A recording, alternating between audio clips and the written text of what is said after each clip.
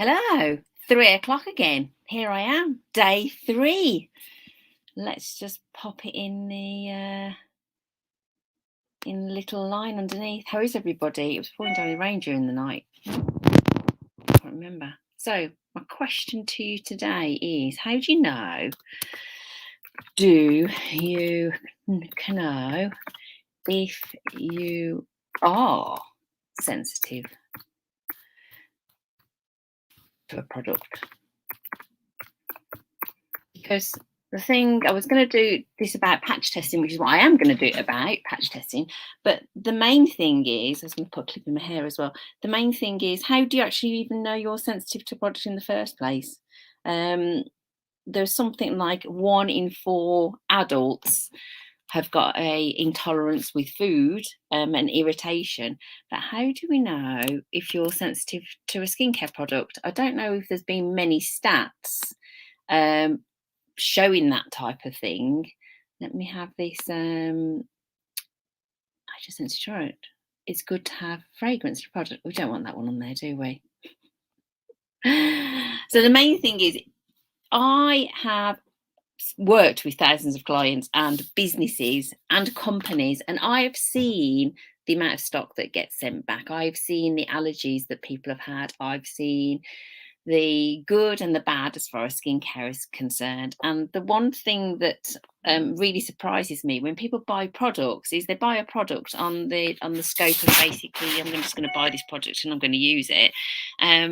And if you think about what you're actually doing, it's probably worth just spending a bit of time before using it, just testing it. So this is regarding all your products. I've got my notes again here. If I look down, I apologise. It's regarding all your products. It's regarding your hair care, your facial, your topical products, your creams that you might put on parts of the body or what have you. We take them straight out of the box and we put them straight onto our skin, and we think that that's absolutely fine and we don't worry about it. But the truth is, we perhaps should be just taking a little bit more time just to sort of think about what we're actually doing. You can be allergic to natural products. So a natural product, when people talk about natural products, it's something like pollen. You might have pollen in a product or a skincare product or some kind of tablet or something. So pollen is something that Mother Nature has given it to us, and we've then put it straight into a product. You might also be allergic to things that are man-made, which could be not just skincare products, it could be plastic. So it could be like a container. So it could just be like the container, which is why a lot of skincare and most food products are normally in glass containers, because the glass doesn't then penetrate into the product. Or if you buy tinned food, it's got a lining, it's human grade tins. Animal food, unfortunately, I still think you can actually buy animal food now which doesn't have like the plastic line there on it. I'm going to put it onto comments to see if anyone's there. Here's Anita again. Hello, she's doing it now.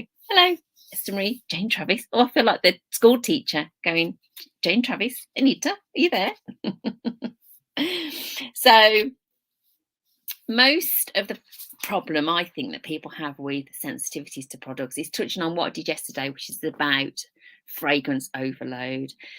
I love fragrances. I love natural fragrances. I like some synthetic fragrances. There's, when you go out and about, I think fragrance really just change your mood and change the way that you feel. So I'm not against fragrances, but I did touch on it a little bit yesterday where people overload. So they might put one cream on that's got certain ingredients, and then they might put another cream on that's got other ingredients on there, but never thought that actually what they've actually done is they've made a little cocktail of products and put it onto their skin.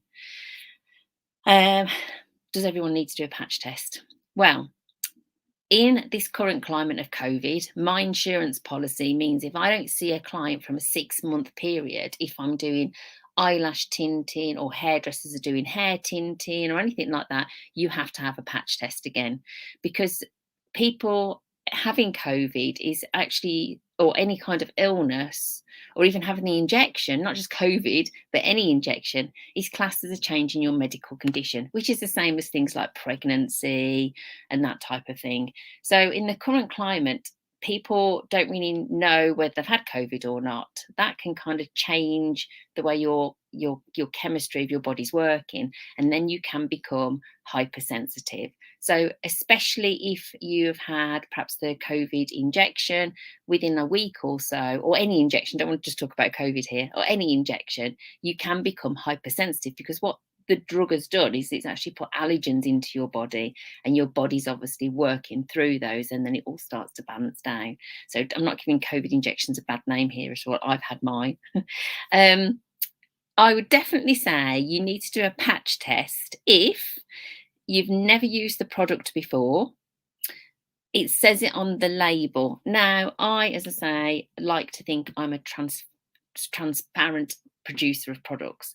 So on my labeling, it actually says, if I can find it, precautions for external, not internal, external use only. In case of contact with eyes or other sensitive areas, wash thoroughly with water. Keep out of reach of children, because children will do things you don't want them to do them to, and direct sunlight. Prior to full application, test on a small patch of skin first. For medical conditions or during pregnancy, seek GP's advice. Now, who actually reads that label and does it properly? Not many. People just buy it and use it straight away. So for me, I always say, even with my products, you should do a patch test first. And I'm going to show you how to do a patch test properly, so you know what to do. It doesn't matter whether you're sensitive or not. So people think they should use patch testing if they've got sensitive skin. You should patch test ideally everything that you put onto, especially your face, because the thing is, if you're going to have an allergic reaction, the last place you want it to have it on is your face, because obviously people can see it. It's a bit different if you have an allergic reaction, which might just be a little bit of redness and itching. It's on your arm, at least you can cover it up. It's not so kind of on show. Pregnancy is a biggie. If you get pregnant, you'll definitely have the doctor saying to you, certain things you can and you cannot do. Changing your medical condition, which includes COVID, and having injections of antibodies to protect you from the flu or something like that.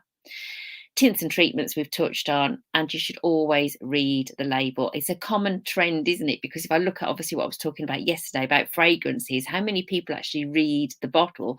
Quite willingly go and buy your bottle of Jif, which is what we were talking about yesterday. Quite easily use that, but with fragrances everywhere. But you think twice about it with skincare. So types of tests you can get. You can get what's called a prick test, where they physically prick the surface of the skin, which they can do for food and topical products.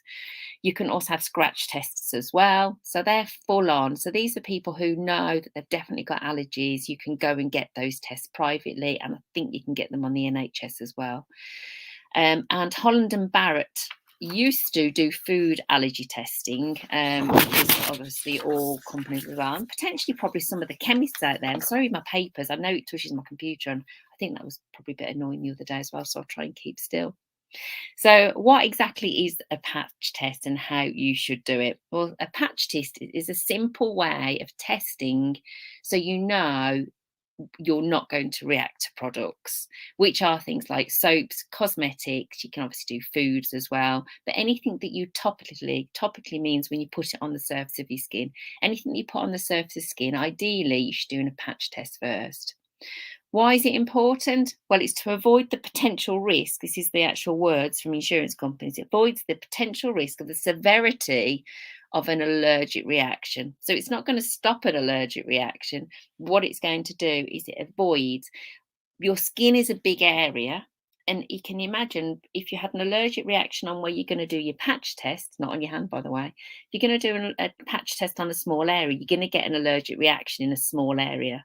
If you go and get that bottle of body lotion and you put it all over your body, right, an allergic reaction is then going to be all over your body. So the idea of a patch test is to test for an allergic reaction and to reduce the area of volume of skin that you've put that product on as well. How to test and what could it actually look like? So an allergy to a product could be anything from just a little bit of redness, which could be tolerated if it's a particular product you like, which might just flare up and then go down after about an hour, to complete pain, swelling, and you might have seen it if you've watched A&E on the telly. People actually do go in there with puffy eyes and really swollen up. And your antihistamines won't work then. I mean, basically, it's, you know, you're in hospital and you're going to get sorted out. So don't want to frighten anybody, but people can have reactions to products quite severely. A patch testing is quite simple. I add a few extra elements to it. So I'm going to take a little bit of cream here. The first thing that I need to do before I do anything is go and wash my hands, and you need to go and wash the area of skin where you're going to apply it. There's no point putting some cream on top of something that you might have already have, and that might even mean the shower gel. Okay, so this double layering. So for example, you've put sort of like, you know, lavender shower gel on you, and then you're going to do a patch test of a lavender cream and it goes a bit red. Well, basically you've doubled up on your amount of lavender. So always clean the area first, wash it with soap and water to start off with, and then rinse it thoroughly with water afterwards. You're going to take your cream. Okay, so here's some cream on my clean hand, or I would have used a spatula. I've taken it out of the tube, so I didn't need to use a dipstick. And the best place to put your patch test is in this area here. It's actually called a specific area. This is actually called the crook of your elbow. You can add an extra one in and start a little bit further down if you want, but if you do it in your crook of your elbow, the reason why it's good to do it there is because when that product's going to be sitting there, it's least likely that you're going to push or move it off. Now, what some insurance companies say is that once you've put that into your skin, okay, you'll have rubbed it in, I've put a bit too much on there, but once you've rubbed it into your skin, you then put a bandage over the top of it to sort of like secure it and make sure that that skin is definitely going to get that product. It's whether you do or you don't, but what you do need to do is you need to leave that skin and you need to be shower free for 24 hours. For 24 hours, that product needs to sit on your skin. That's how long a patch test takes. Now, so many people will put it on for a couple of hours and wipe it off and go, I was all right for it. It can take that long for it actually to come through. And what you're actually looking for as far as a product is concerned, oh, just to add to that, if you obviously get burning, if you get irritation, if you obviously get itching, you take the product off, and you're going to do that with removing as much as you can with some little bit of cotton wool, but you need to try and rub as little as possible, and you need to just put your arm underneath running water for a good 15 minutes, and you need to physically rinse that product off. The last thing you want to do if you've created an allergic reaction is to be pushing it further and further into the skin. So you just need to use loads of water to wash it off, and then you need to get yourself a nice clean soft towel or something, and then pat the surface of skin dry. If the reaction doesn't go back, seek medical assistance. That means going to your local pharmacy and basically asking them, and they'll probably give you some antihistamine cream or something to take it down. If it's a big reaction, then possibly take it a bit further. So wait your 24 hours. Sorry about the paper noise. Wait your 24 hours, and then what you need to do is you need to obviously check for the signs of what allergy is. Raised, itchy, bumpy skin. I'd love to know in the comments if anyone has had an allergic reaction to a product. If the product contains wintergreen, it should never be covered as, oh, this will be Anita. See, this Anita is amazing. I wouldn't know that.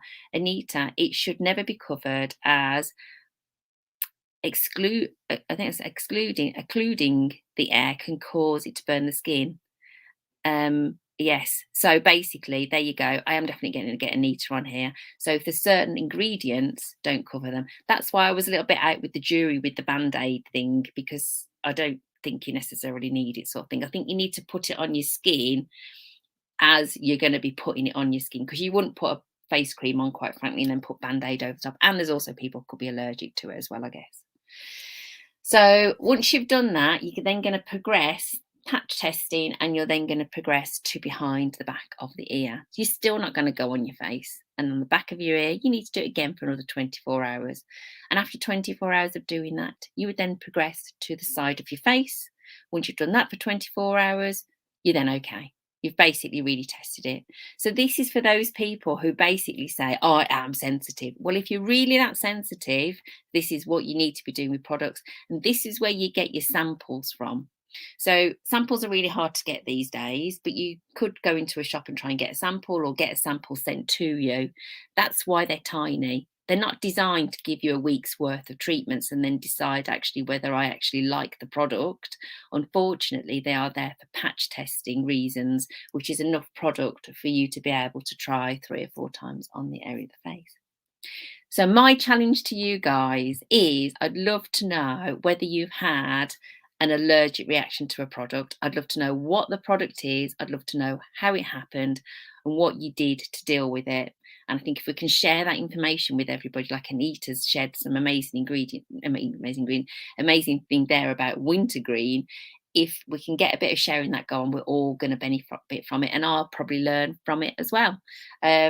Allergic reactions I've had, suntan creams, prickly heat, 100%. And I'm not very good. It's the titanium dioxide, which is known to cause a little bit of redness in the skin. The thing that's in the suntan creams that can really trigger. So I'd love you all to be a little bit more cautious on when you use new skincare products, where you actually put them and how you actually use them. My gift to you. So yesterday I skipped a little bit with the gift. So I'm going to give you a little gift again today. So I said this is all about being fun. Is my lovely, lovely, soft cleaning cloth. So no risk of allergic reaction here. Basically, I've given these to ladies who've had cancer and are on chemotherapy treatment, and it's a lovely way to clean your skin. Basically, you can just use water, or you could use it with your regular cleanser. And because it's lovely and padded, it means that when you use it, unlike a flannel or a muslin cloth, it's not going to scratch your skin at all. So you're just going to use it and it'll take the makeup away, and you can use it like that. It comes in a little pouch. Okay, this little pouch you put your brushes in and things like that. So I always use these. I'm sure everyone's got loads of them, but you can use them to put your cotton threads in and all sorts of things, which are great for that. So let's have a little recap of where we've gone so far.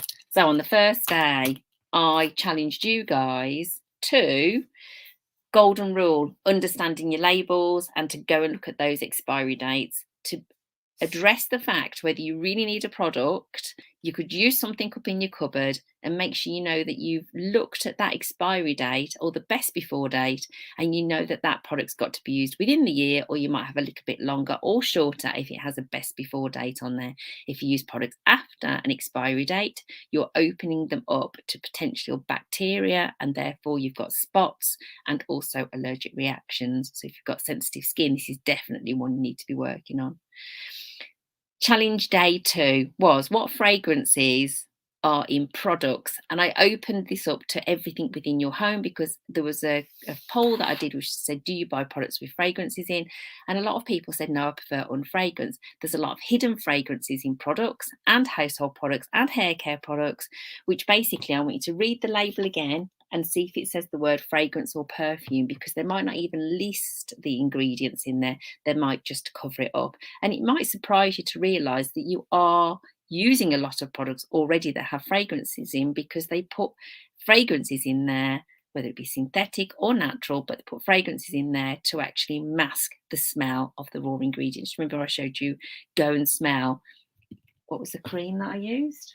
Oh, somebody remember, it's over there. Oh, what's the name of the cream? I can't remember.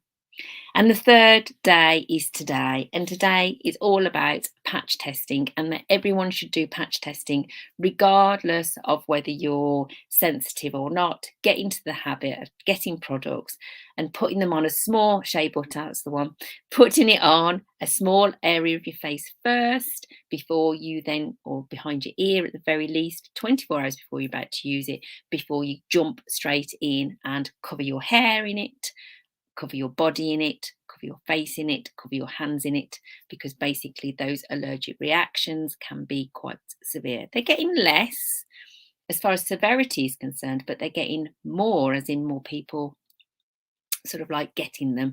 Some stats that I'll probably be able to get off Anita, because she's very good at things like that. Anita travels the world as an aromatherapist and teaches loads of people. She probably like going sure better.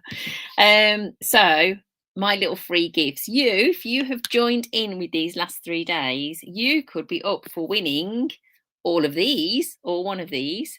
basically, my day one was basically you could win an Esther Marie treatment oil, beautiful product. I've been using it now for many years and it is my best selling product. So you'll get a full size one of those beautiful neroli geranium sweet orange in there. You could on day two, if you joined in on day two challenge, get one of these massive beautiful candles. So it's only daylight that I'm working in, but it's really bright. Should go closer with it. Esther Marie candle, petitgrain, neroli, essential oils. Look, it's even got like a lid in there. So you can be up for one of those. Really heavy. I'll pay for the postage as well. And today you're going to get one of my lovely sensitive cloths.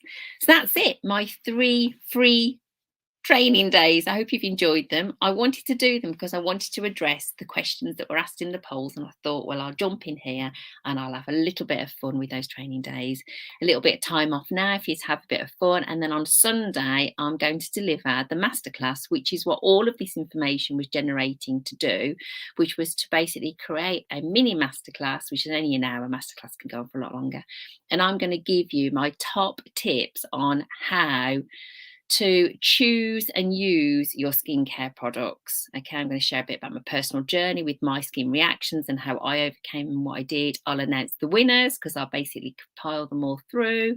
I'd love you to join me, and thank you so much. Woohoo! Who's that? Is that Anita again? Thank you, Anita. And everyone else who's joining here, it's on YouTube and it's also on I'm only putting it into this Facebook group. It hasn't gone on to my main page. Just you 130, 40, 50 people are in here have got this information. See you soon. Bye.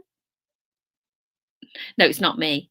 No, it's not me. And it's StreamYard. It doesn't tell you who. Woohoo, Bal. Hello, Bal. Bye.